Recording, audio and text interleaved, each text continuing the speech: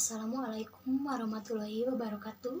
Nepangkeun nami abdi Sri Melati, kawit di SMA Negeri Jimajalaya di kelas 11 IPS 5. Langkung ti payun hayu urang manjatkeun puji sinaring syukur kehadirat Allah Subhanahu wa taala nu tos masihan ka urang nikmat mampirang-pirang ka urang sadaya.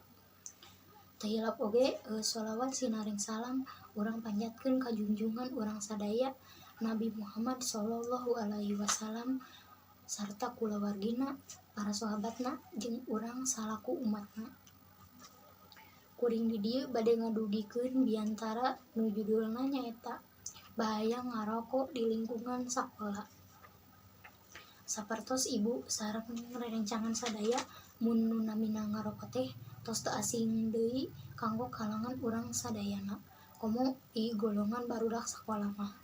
Tapi ayeuna mah ti mimiti barudak sakola nu ngangge acup saragam bodas beureum, bodas biru, bodas abu, komo biru mah tos hampir sadaya nyobian nu namina rokok teh.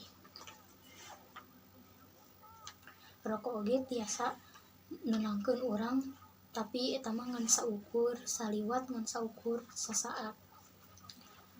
Ai bahayana mah karaos lila bahaya rokok teh diantarana resikona kanker paru-paru, jantung, impotensi, jeung sajabana. Ngarokok di umur dini oge bisa ngabalukakeun impotensi sarta ngurangan jumlah sperma lalaki sarta ngurangan kasuburan wanoja. Eta mung sababaraha conto bahaya ngarokok nu lainna.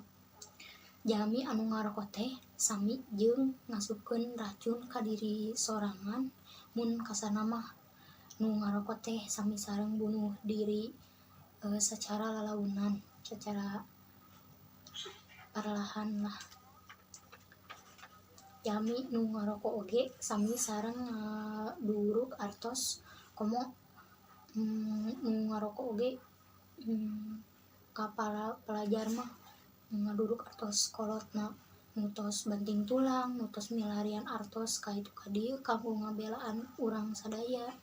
Jadi ku kituna rerencangan sadaya nu teu acan nyobian ngarokok kade ulah cobi-cobi ngarokok lantaran bahaya rokok teh seueur pisan sampe ngakibatkeun maot ku sabab bahayana bakona nu aya dina rokok eta. Tos seueur korban gara-gara rokok, tong sampe urang jadi korban saterasna. Dupi mung sakieu wae nu kuring tiasa diduwikeun hapunten bilih aya kalepatan, bilih aya kata-kata anu magut kana hati anu margi kasampurnaan datangna ti Allah Subhanahu wa taala, kasalahan datangna ti diri jati kuring sorangan. Mugi-mugi diantara kuring ieu mangpaat kanggo sadayana. Wassalamualaikum warahmatullahi wabarakatuh.